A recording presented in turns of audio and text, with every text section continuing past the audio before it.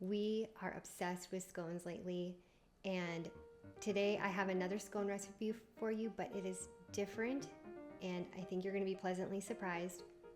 This is my sourdough strawberry scone. If you make sourdough, you maybe have discard piling up in your fridge like I do, and I'm always looking for new ways to use my discard, and these ones fit the bill. If you've watched my other videos, you know I love emulsions, and I recently bought some strawberry emulsion, and oh my goodness, these are phenomenal. So I had to record these and share them with you, and I think you guys will love them, so let's get to baking. First, preheat your oven to 400 degrees Fahrenheit and line a baking sheet with parchment paper or a silicone mat. Before starting on our dough, let's prep our strawberries. Wash and dry them, cut away the stem and core, and then finely chop them up, about half a cup's worth.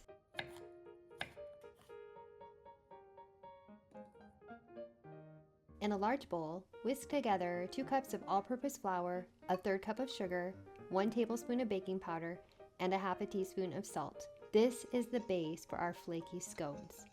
Next, add half a cup of cold cubed butter. Use a pastry cutter, or you can use your fingertips to cut the butter into the flour until you get pea-sized crumbs. Keeping the butter cold is key for that perfect scone texture.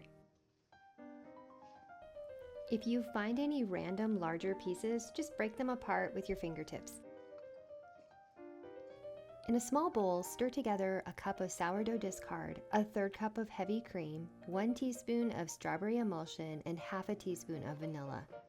The emulsion is optional, but it gives such a bold strawberry flavor, I think you're gonna love it.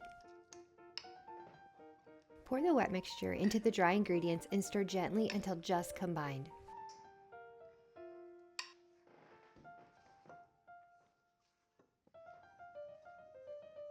If it gets too hard to mix with a spatula, you can switch to your hands. Just be careful to not overmix them. They'll still taste amazing, but they won't be as flaky or tender. At this point, the dough is pretty dry, and we'll add our diced strawberries and work them in gently. This is going to make the dough more moist, but try not to add more flour.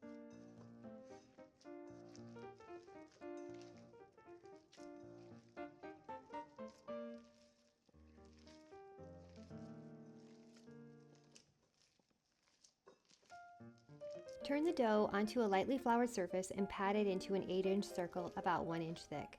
Cut it into 8 wedges with a sharp knife or a bench scraper. The dough is a bit sticky, so flour your hands if you need to. I also like to divide the dough into 2 discs and cut 16 mini wedges, which is 8 for each disc. You can brush the tops with heavy cream and sprinkle with sparkling sugar if you'd like, but I skipped that since I'm going to be applying a strawberry glaze. You can either place the wedges about 1 inch apart in a circle for more height and soft edges, or spread them out a little bit more for crispy edges. Bake for 20 to 25 minutes, rotating the sheet halfway through until the scones are golden and firm. Let them cool on a baking sheet for 5 minutes and then move them to a wire rack. For the glaze, you've got some options. If you'd like to make a strawberry puree, you will mash up 2 to 3 strawberries. I'm using my potato ricer because it's so much easier to do this than with a fork. Run it through a fine mesh sieve to get about 2 tablespoons of puree. Mix with 3/4 of a cup of sifted powdered sugar and 1/2 a teaspoon of emulsion, which is optional. If you need to thin out your glaze, you can use just a little bit of cream. In my case, I didn't need it.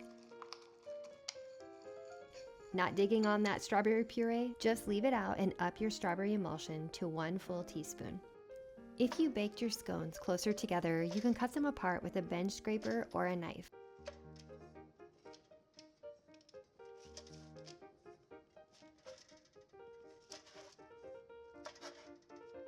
Drizzle either glaze over the slightly cooled scones for a sweet strawberry finish.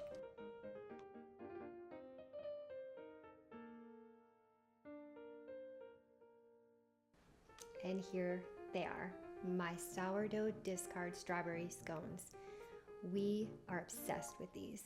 I made these a few weeks ago for my family, and they said it tastes like a Pop-Tart, which is a very high compliment in my book because we love Pop-Tarts, but I don't buy them anymore. So it was a compliment, and they've been asking me to make them since. So I hope you guys try them. They're a huge hit with my family, and I think they would be with yours too.